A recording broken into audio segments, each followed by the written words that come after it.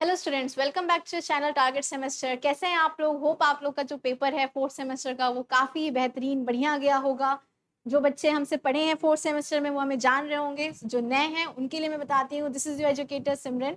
मैं आपको लेकर आई हूँ फिफ्थ सेमेस्टर का जो बैच है, उसमें जो सब्जेक्ट मैं पढ़ाने वाली हूँ आज उसको डिस्क्लोज करूंगी कि मैं कौन सब्जेक्ट आप लोग को पढ़ाने वाली हूँ। आज उसके सिलेबस हम डिस्कस करेंगे, बट उससे पहले मैं ये जानना चाहूँगी कि आप लोग का जो फोर्थ सेमेस्टर का पेपर था वो कैसा गया। उसमें हमने income tax law and account पढ़ा था, वो कैसा गया वो आपका पेपर। ओवरऑल आपका फोर्थ सेमेस्टर कैसा रहा है, आपका साथ कैसा रहा है टारगेट सेमेस्टर के साथ, और आगे भी आपका साथ ऐसे ही बना रहे फिफ्थ सेमेस्टर में। आपके जो भी सब्जेक्ट्स हैं, चाहे वो मेजर हो, माइनर हो, वोकेशनल हो या को करिकुलर हो, कोई भी सब्जेक्ट हो, सबके एमसीक्यूज आपको प्रोवाइड जरूर किए जाएंगे। ठीक, अब देखो पेपर अभी बहुत सारे क्योस चल रहे थे कि पिछले सेमेस्टर में कि डिस्क्रिप्टिव होगा कि एमसीक्यू होगा, तो ऑड सेमेस्टर में ये होगा, इवन सेमेस्टर में ये होगा। ये सब कुछ मत ध्यान दो आप लोग। आप लोगों को क्या करना है, आप लोगों को पढ़ाई करना है। जब आपके कॉन्सेप्ट क्लियर रहेंगे तो अपने आप, चाहे वो डिस्क्रिप्टिव पेपर आए चाहे वो ऑब्जेक्टिव पेपर आए, डिस्क्रिप्टिव मतलब चाहे वो आपको थ्योरी लिखना हो, उसमें क्वेश्चन आंसर लिख कर अटेम्प्ट करना हो, चाहे आपको एमसीक्यू के ऑप्शन टिक करने हो, दोनों के लिए सबसे इंपॉर्टेंट चीज होता है कॉन्सेप्ट क्लियर करना। जब आपको नॉलेज रहेगा उस चीज का, उस टॉपिक का नॉलेज रहेगा, तो वो आप आराम से लगा लोगे। चाहे वो आपको थ्योरी लिखने को कह दिया जाए कि एक पैसेज लिखना है उसके बारे में, चाहे आपको ऑब्जेक्टिव टिक करने को कह दिया जाए। ठीक, ऑब्जेक्टिव में ये होता है कि आप लोग थोड़ा देर में जागते हो कि चलो अब पढ़ लेते हैं, लेकिन डिस्क्रिप्टिव अगर रहे तो इसीलिए अभी कुछ डिसाइडेड है नहीं कि कैसे क्या होगा। तो आप लोग के लिए ये मेरा सजेशन है कि अभी से पढ़ाई स्टार्ट कर दो आपके नेक्स्ट सेमेस्टर के लिए, क्योंकि पेपर आने में समय नहीं लगता है। ऐसा लगता है अभी तो पढ़ना मैम शुरू किए थे, पेपर आ गया। वो पेपर की गलती नहीं कि पेपर आ गया, आप लेट पढ़ना शुरू किए। ठीक, तो इसलिए स्टार्ट कोशिश करो कि आप अपना जो पढ़ाई है वो अभी स्टार्ट कर दो। 25 जून से ही हम लोग अपना सेशन जो है वो स्टार्ट कर देंगे पेपर के लिए। उसी के डिटेल के लिए पहला 2 पॉइंट के लिए मैं यहाँ पर आई हूँ। पहला कि मैं क्या पढ़ाने वाली हूँ, इसके बारे में बात करेंगे कि सिमरन मैम से आप लोग क्या पढ़ोगे, कौन सब्जेक्ट पढ़ोगे, उसका सब्जेक्ट हम लोग, सिलेबस हम लोग डिस्कस करेंगे। और साथ ही साथ एक सबसे इंपॉर्टेंट चीज आपके लिए लाई गई है, वो क्या है, सारथी बैच आपके लिए लाया गया है। सारथी बैच किसके लिए? बीकॉम फिफ्थ सेमेस्टर के लिए है। बीकॉम फिफ्थ सेमेस्टर के लिए सारथी बैच है। सिलेबस में सब्जेक्ट में बताती हूँ क्या पढ़ाऊंगी, बट ये जान लो कि इस जो बैच है, इस बैच में आपको 100% सिलेबस कवरेज मिलेगा। कि आपका जो सिलेबस है, पिछले सेमेस्टर भी जो आप हमसे पढ़े होंगे वो सब जानते होंगे कि मैंने लास्ट तक आते आते, भले बच्चे लेट में ज्वाइन किए या मैं थोड़ा सा लेट में ज्वाइन, मैं भी थोड़ा सा आप लोग साथ देर में ही जुड़ी हूँ, लेकिन देन ऑल्सो आपका सब्जेक्ट्स को, सिलेबस को कंप्लीट कराया गया है और आगे भी कराते रहेंगे। नेक्स्ट क्या है, मेंटरशिप मिलेगी और पीवाईक्यू क्वेश्चन सॉल्व कराए जाएंगे।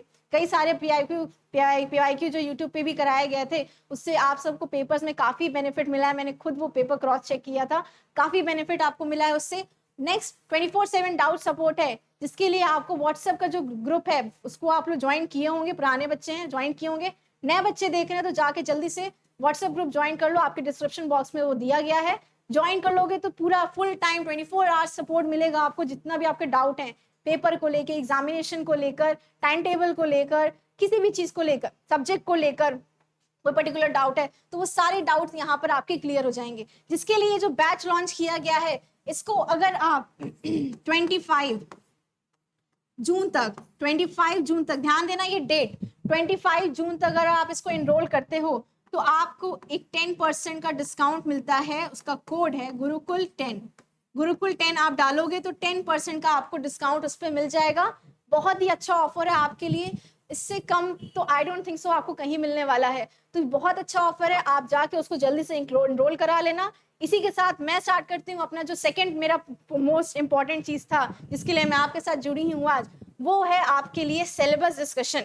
सिलेबस डिस्कशन से पहले मैं बताना चाहूंगी अच्छे से कि मैं आप लोग को क्या पढ़ाने वाली हूँ, जिससे बच्चे जो हैं बहुत जल्दी भागते हैं कि मैम ये सब्जेक्ट तो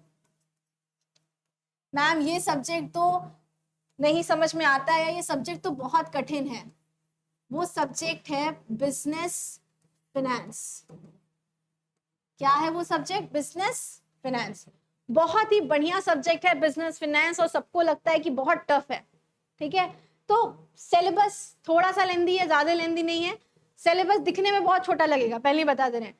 सिलेबस दिखेगा कि अरे ये तो बहुत कम है, लेकिन बस उसके अंदर थोड़ा ज्यादा पढ़ने के लिए, कहते हैं ना छोटा पैकेट बड़ा धमाका, तो वही है, सिलेबस छोटा छोटा दिखेगा लेकिन उसके अंदर बहुत सारी चीजें हैं। तो बिजनेस फिनेंस जो है टॉपिक कहीं से भी कठिन नहीं है, बस समझाने के तरीके पर डिपेंड करता है। आप जुड़ोगे, आपको इतने आसान तरीके से समझाया जाएगा बिजनेस फिनेंस कि कभी फिर बिजनेस फिनेंस से डरोगे नहीं और भागोगे नहीं। बच्चे फिनेंस वर्ड देख के भाग जाते हैं कि मैम फिनेंस है मतलब अकाउंटिंग होगा बहुत सारा भर भर के, तो पहले जान लो अकाउंटिंग और फिनेंस में थोड़ा तो फर्क है। ठीक, अकाउंटिंग जो आप लगाते हो और जो फिनेंस हम पढ़ने वाले हैं इसमें फर्क है, दोनों सेम नहीं है। ठीक, तो अब इसी के साथ स्टार्ट करते हैं अपने सिलेबस डिस्कशन को। सिलेबस क्या है देख लेते हैं ध्यान से। तो जो हमारे 5th सेमेस्टर के बच्चे हैं उनके लिए वो, क्योंकि वो बीकॉम 3rd ईयर प्लान में ही चल रहे होते हैं, 3 साल वाला जो प्लान है उसमें ही चल रहे हैं, तो उनका जो ये फर्स्ट और सेकंड है, ये जो फर्स्ट और सेकंड है वो बिजनेस फिनेंस फर्स्ट पेपर में आएगा। ठीक, बिजनेस फिनेंस फर्स्ट पेपर में फर्स्ट और सेकंड यूनिट आएगा, और 3rd और 4th यूनिट जो है ये बिजनेस फिनेंस सेकंड सेमेस्टर में आएगा। सेकंड सेमेस्टर बोल रही हूँ, बिजनेस फिनेंस सेकंड में आएगा। 2 सब्जेक्ट आपके 2 डिवाइड हो गए। ठीक, बिजनेस फिनेंस पूरा एक सब्जेक्ट था जिसको 2 पार्ट में बांटा गया है, 2 अलग सब्जेक्ट बनाया गया है। तो पहला सब्जेक्ट क्या है, BF1 बिजनेस फिनेंस 1 जिसमें ये 2 यूनिट है, और दूसरा क्या है बिजनेस फिनेंस सेकंड जिसमें ये 2 यूनिट है। अब इन 2 यूनिट में ऐसा क्या है मैम बता दीजिए जो हमको पढ़ना होगा। तो इसको देखने से पहले हम कुछ और तुम लोग को दिखाना चाहते हैं या दिखा के बना के बताना चाहते हैं कि इसमें और क्या हो सकता है अगर इसको मिटा दिया जाए। ठीक, और बेसिक से एकदम स्टार्ट किया जाए कि मैम बिजनेस फिनेंस में पढ़ना क्या क्या है, पहले यही बता दीजिए, फिर हम समझना शुरू करेंगे। ठीक है भाई, जैसा तुम लोग कहो वैसे ही किया जाएगा। स्टूडेंट सेंट्रिक तो है ही, बच्चे जैसा कहेंगे वैसे ही हम लोग करेंगे। चलो, तो बिजनेस फिनेंस देखो, बिजनेस फिनेंस आया है फाइनेंशियल मैनेजमेंट से, मतलब फाइनेंशियल मैनेजमेंट एक तरह से डिटेल है और उसका छोटा सा पार्ट है बिजनेस फिनेंस। इस फाइनेंशियल मैनेजमेंट में हम लोग 3A की बात करते हैं, 3A's की बात करते हैं। अब वो 3A क्या है ध्यान से देखना, वो 3A क्या है, थोड़ा सा टाइम लो और पहले सब्जेक्ट को समझ लो अच्छे से, तो पूरा फिर जो अंदर का जो सिलेबस है वो सब अपने आप क्लियर हो जाएगा। 3 चीज की बात करना है। पहला क्या करना है, एक्विजिशन ऑफ फंड। मतलब बताऊंगी, मतलब अभी नहीं बताऊंगी, बाद में बताऊंगी, लेकिन मतलब इसलिए दिखा रही हूँ ये चीज क्योंकि ये जो समझ जाओगे उसके बाद सिलेबस समझने में कठिनाई नहीं होगी। तीसरा है, दूसरा था एलोकेशन और तीसरा है एप्रोप्रिएशन। बहुत ही भारी भरकम वर्ड लिख दिया मैम आपने, पता नहीं क्या क्या मतलब है इन सबों का, ठीक है मत जानो, अभी इतना कठिन जानने की जरूरत नहीं है अभी। ठीक, ये लिखे इसलिए ताकि थोड़ा सा इंटरेस्ट आपका बना सके फिनेंस पढ़ने के लिए। फिनेंस से जो बच्चे भाग रहे हैं उनका अपने तरफ थोड़ा सा उनका जो इंटरेस्ट है वो लिख खींच सके। ठीक, तो पहला एक्विजिशन ऑफ फंड। एक्विजिशन मतलब सिंपल भाषा में जान लो, पैसा कहाँ से आना है। बिजनेस फिनेंस में हम यही पढ़ रहे हैं कि एक बिजनेस किस चीज का कर रहा है, चाहे वो सामान बेच रहा होगा या सर्विस दे रहा होगा, तो कोई भी चीज का सेल और परचेज कर रहा है। ठीक, तो कोई बिजनेसमैन जो सेल और परचेज कर रहा है किसके बदले सेल परचेज करेगा, पैसे के लिए तो कर रहा है, पैसे के लिए ना काम कर रहा है। कोई जॉब करने जा रहा है सैलरी के लिए, पैसा कमाने के लिए, कोई बिजनेस कर रहा है किस लिए, पैसा कमाने के लिए। तो पैसा पैसा जो हो रहा है यहाँ पर, पैसा पैसा बार बार मैं वर्ड ले रही हूँ, मनी की जो बात आ रही है, उस मनी को फिनेंस में बिजनेस फिनेंस आ गया, तो उस मनी को कैसे हम अपने कंपनी में मैनेज कर रहे हैं, कैसे उस पैसे को जनरेट कर रहे हैं, हम कैसा पैसा हम कमाएं, किस तरह से कमाएं, कहाँ हम खर्च करें, कहाँ हम खर्च ना करें, इसी बात बताता है कौन, पूरा का फाइनेंशियल मैनेजमेंट, कि कैसे अपनी वित्त को हमको मैनेज करना है, कैसे हमको उसको सही तरीके से एक सिस्टमैटिक मैनर में मैनेज करना है, वही कहलाता है बिजनेस फिनेंस। अब उस बिजनेस फाइनेंस में 3 आपके टर्म आते हैं, एक्विजिशन, एलोकेशन और एप्रोप्रिएशन, जिसमें आता है फाइनेंशियल एक्विजिशन मतलब कहाँ से पैसा आएगा, तो वो क्या कहलाएगा, फाइनेंशियल डिसीजन। दूसरा आ गया एलोकेशन, मतलब पैसा कहाँ लगेगा, तो वो आ गया इन्वेस्टमेंट डिसीजन। तीसरा आ गया आपका एप्रोप्रिएशन, मतलब कि ये जो पैसा मैंने लाया, जो मैं कमा रही हूँ कहीं और इन्वेस्ट करके, या जो पैसा हमको मिल रहा है, इन सब का जो प्रॉफिट आ रहा है उसको कितने में डिवाइड करना है। तो आ गया हमारा डिविडेंड डिसीजन। ये 3 डिसीजन मेजरली हमें बस यही 3 डिसीजन की ही बात करनी है। ध्यान देना, बस ये 3 डिसीजन ही पढ़ना है पूरे बिजनेस फाइनेंस में, बस ये 3 डिसीजन ही पढ़ना है। अब आप सोच रहे हो कि मैम आप सिलेबस वाला क्यों नहीं डिस्कस कर रही हैं? मैम ये ऐसे डिस्कस कीजिए ना। ऐसे डिस्कस करूंगी, लेकिन पहले ये बताऊंगी, ठीक? क्यों बता रही हूँ? क्योंकि यहाँ पर ये समझ गए तो ये पूरा सिलेबस समझ जाओगे आराम से, कोई दिक्कत नहीं होगी।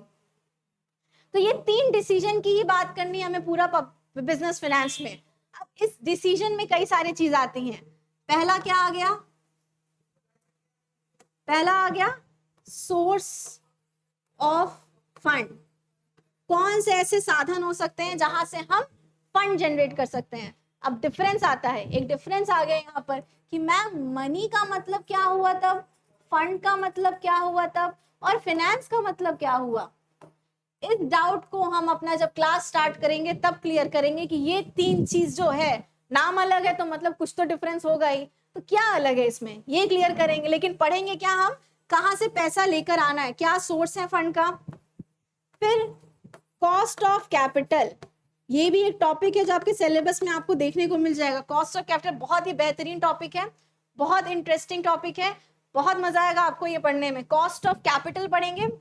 तीसरा आपके सिलेबस में नहीं है लेकिन मैं कोशिश करूंगी कि आपको ये बताया जाए, जिसका नाम है कैपिटल स्ट्रक्चर, जिसमें हम ये देखते हैं कि हमें इक्विटी कितना रखना है और डेब्ट कितना रखना है, मतलब कितना इक्विटी तौर पे रखना है और कितना कर्जा पे लेना है, मतलब उधार पे लेना है। तो डेब्ट इक्विटी का रेशियो क्या होगा, ये कैपिटल स्ट्रक्चर में हम पढ़ते हैं। तो ये 3 चीज हमें कहाँ पढ़ना है? फाइनेंशियल डिसीजन में। नेक्स्ट आया हमारा इन्वेस्टमेंट डिसीजन। इसमें क्या आता है? मैम इन्वेस्टमेंट तो 2 तरह से हो सकता है, एक शॉर्ट टर्म हो सकता है, एक लॉन्ग टर्म हो सकता है। हाँ भाई सही कह रहे हो, शॉर्ट टर्म हो सकता है। तो शॉर्ट टर्म में क्या होता है? शॉर्ट टर्म में हम इन्वेस्टमेंट करते हैं किसके लिए? वर्किंग कैपिटल को मैनेज करने के लिए, जिसका नाम है वर्किंग कैपिटल मैनेजमेंट। जिसका नाम है working capital management. Working capital मतलब जो डे टू डे जिंदगी है, डे टू डे लाइफ में जो दिनचर्या जो चल रहा है बिजनेस का, उसमें जो उसको खर्चा करना है वो किस में आएगा? Short term. क्या शॉर्ट टर्म उसका इन्वेस्टमेंट में आएगा, जिसको कहेंगे कैपिटल, वर्किंग कैपिटल मैनेजमेंट। कैसे हम अपने डे टू डे खर्चे को मैनेज करेंगे उसको क्या कहेंगे? Working capital management. और दूसरा आता है capital budgeting decision. Capital budgeting decision, अब ये क्या है? कैपिटल बजटिंग डिसीजन ये क्या हो गया? लॉन्ग टर्म हो गया, जो हमको इन्वेस्टमेंट में प्लान करना होता है कि अपना जो पैसा हमने कमाया, जो जहां से हम पैसा लेकर आए हैं, उसको कहाँ कहाँ हमको किस किस जगह खर्च करना है, वही कैपिटल बजटिंग डिसीजन हो गया। तो ये क्या था? ये लॉन्ग टर्म था, और ये क्या था? ये शॉर्ट टर्म। क्लियर है? लास्ट हमारा जो आता है वो है डिविडेंड डिसीजन। अब मैंने पैसा ला भी लिया, जितने फंड थे वो जनरेट हो गए, जहां जहां से लाना था, जो खर्चा था, जो सब था वो मैनेज कर लिया। अब कहाँ हमको खर्चा उसको करना है वो सब भी देख लिया। अब इन सब को करने के बाद कैसे हमारे जो शेयर होल्डर्स हैं उनको बांटना है पैसा, तो उसमें आ जाता है dividend policy. Dividend policy clear है? डिविडेंड पॉलिसी आ जाता है, और इसी के साथ इसी में रिलेट हो जाता है रिटेन्ड अर्निंग, कि कितना हमको डिविडेंड बांटना है और कितना अपने कंपनी में बचा के पैसा रखना है। इन्हीं 2 चीज की बात डिविडेंड डिसीजन करता है। क्लियर है? ये पूरा एक चार्ट में आपका पूरा सिलेबस लगभग सब कंप्लीट हो गया। साथ में 2 चीज आपके सिलेबस में एक्स्ट्रा हो जाती है। वो 2 चीज क्या है मैम? बता दीजिए यहीं पर ही, यहाँ पर लिखती हूँ, बता दिया जाए भाई, कोई चीज छूट ना जाए। वो क्या है? Time value of money.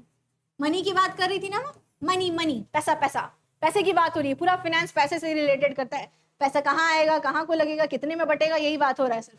तो टाइम वैल्यू ऑफ मनी वो आ जाता है आपका कहीं ना कहीं कॉस्ट ऑफ कैपिटल से रिलेट कर जाता है, कहीं ना कहीं कॉस्ट ऑफ कैपिटल से रिलेट कर जाता है।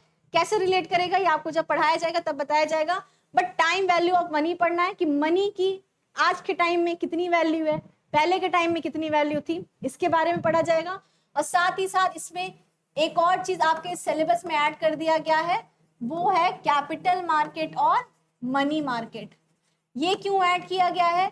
क्योंकि हम बिजनेसमैन का अगर पढ़ रहे हैं, बिजनेस की बात अगर हम कर रहे हैं, बिजनेस के पैसे की बात कर रहे हैं, तो वो बिजनेसमैन कहीं ना कहीं अपना पैसा कैपिटल मार्केट में भी इन्वेस्ट करेगा, इन्वेस्टमेंट डिसीजन कहीं ना कहीं कैपिटल मार्केट में इन्वेस्ट करेगा। और मनी मार्केट भी बिग बिजनेसमैन, गवर्नमेंट, आरबीआई के लिए ही होता है, हमारे आपके लिए नहीं होता है मनी मार्केट। तो उसको, उसमें भी कौन इन्वेस्ट करेगा? यही बिजनेसमैन ही इन्वेस्ट करेगा, बिजनेस जिसका कंपनी है वही इन्वेस्ट करेगा। तो वो किस में आ जाएगा? Investment decision. तो पहला वाला जो टाइम वैल्यू ऑफ मनी था वो किस में आ गया? फाइनेंशियल डिसीजन में आ जाएगा कहीं ना कहीं। और ये कहाँ आ जाएगा? Investment decision. तो ये दो चीज और है आपका, ये पूरा सिलेबस बिजनेस फाइनेंस का इस एक चार्ट में पूरी तरह से कंप्लीट हो गया है। अब अपनी तसल्ली के लिए एक बार इसको देख ही लेते हैं, ठीक? तसल्ली देख लेते हैं। ये सिलेबस है और ये चैप्टर्स हैं, ठीक? सिलेबस क्या क्या है? सिलेबस क्या है? नेचर एंड स्कोप पढ़ना है, नॉर्मल है। बेसिक बिजनेस फाइनेंस का स्टार्ट करेंगे तो हम नेचर स्कोप पढ़ेंगे कि बिजनेस फाइनेंस क्या होता है। साथ ही साथ उसका फाइनेंस फंक्शन, जो फंक्शन मैंने आपको बताया, इन्वेस्टमेंट, फाइनेंसिंग और डिविडेंड, जो 3 डिसीजन है, यही उसके फंक्शन हो गए, ठीक? नेक्स्ट देखते हैं कैपिटल बजटिंग क्या होता है। कैसे कैपिटल बजटिंग, जो इन्वेस्टमेंट में हमने बताया कि long term capital, long term वाले में आता है, इन्वेस्टमेंट वाले में, तो कैपिटल बजटिंग कैसे करेंगे उसके बारे में है। उसका कई सारे टेक्निक्स हैं, इसको टेक्निक्स कहते हैं, कई सारे टेक्निक्स भी हैं कैपिटल बजटिंग करने के। तो वो सब इस डिटेल में इसमें पढ़ेंगे। नेक्स्ट जो हमारा टॉपिक है वो पूरी तरह से कॉस्ट ऑफ कैपिटल का है। तो कॉस्ट ऑफ कैपिटल में कौन कौन से कैपिटल को पहले कॉस्ट ऑफ कैपिटल में हम लिखते हैं, तो उसमें 4 तरह के कैपिटल आते हैं, नाम लिखा हुआ है, cost of debt, preference, equity और रिटेन्ड अर्निंग। इन 4 कैपिटल्स का खर्चा निकाला जाता है, कॉस्ट निकाला जाता है कि ये ले रहे हैं तो कितना खर्चा आ रहा है, डेप्थ ले रहे हैं तो कितना खर्चा आ रहा है, इक्विटी ले रहे हैं तो कितना खर्चा आ रहा है, रिटेन्ड अर्निंग कर रहे हैं तो कितना खर्चा आ रहा है। इन सब चीज का खर्चा निकाला जाता है। और इन सबको अगर मिला दिया गया तो क्या निकाला गया? Cost of, weighted cost of capital, जिसको शॉर्ट में कहते हैं वैक, weighted average cost of capital.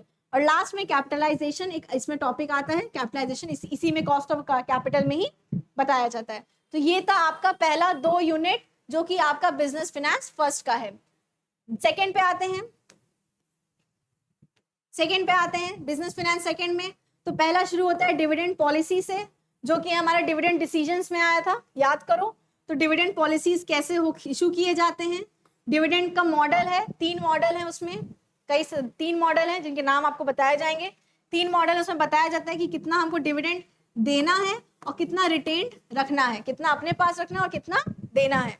क्या क्या सोर्सेज हैं अब फंड के, तो उसमें long term, short term fund आ गया, कहीं अदर जगह से, मनी मार्केट से, कैपिटल मार्केट से, या कहीं से लोन लेके, फाइनेंशियल इंस्टीट्यूट से लोन लेके, ये सारे सोर्सेज हो सकते हैं। और इसी के डिटर्मिनेंट्स हैं वर्किंग कैपिटल के, यही वर्किंग कैपिटल। पहले लॉन्ग टर्म और शॉर्ट टर्म आपको बता दिया गया, अब पहले बताया गया कि वर्किंग कैपिटल क्या होता है, जो कि हमारा शॉर्ट टर्म इन्वेस्टमेंट डिसीजन में आता है। पीछे पढ़ के आए हो, अभी पूरा चार्ट में एक बता दिया गया है। सब लोग रिलेट तो आराम से कर पा रहे होगे कि यस मैम, जो आपने चार्ट में बताया है, जो पीछे एक स्लाइड पे यहाँ बताया है, वही सारी चीजें यहाँ पर लिखी हैं। नेक्स्ट क्या है, जो मैंने लास्ट यूनिट कहा था, किससे रिलेटेड है? टाइम वैल्यू ऑफ मनी और कैपिटल मार्केट और मनी मार्केट। इन 2 चीज से, 3 चीज से रिलेटेड है। क्लियर है? जो आपका लास्ट 4th यूनिट है। तो इस तरह से आपका जो बिजनेस फाइनेंस का सिलेबस है कवर होता है इस पूरे एक चार्ट में। इस चार्ट में पूरा वो बिजनेस फाइनेंस का सिलेबस कवर हो जाता है, ये सारा चीज उस एक पेज में। वो एक पेज दिखने में छोटा लग रहा है, लेकिन हर एक टॉपिक अपने में एक सब्जेक्ट है। मेरी बात ध्यान देना, हर एक टॉपिक, ये जो यहाँ एक हर टॉपिक लिखा है, हर एक टॉपिक अपने में खुद में एक सब्जेक्ट है। बहुत बड़ी बात कह रही हूँ। तो इसी हिसाब से हमें पढ़ना है। तैयारी हमें पहले से शुरू कर देनी है कि फाइनेंस का जो टॉपिक है, जो बिजनेस फाइनेंस हम पढ़ रहे हैं, उसमें कोई भी ऐसा टॉपिक रह ना जाए और कोई भी ऐसा टॉपिक छूट ना जाए, ताकि सारी चीजें कवर हो जाए और आपको सारा कॉन्सेप्ट क्लियर हो जाए।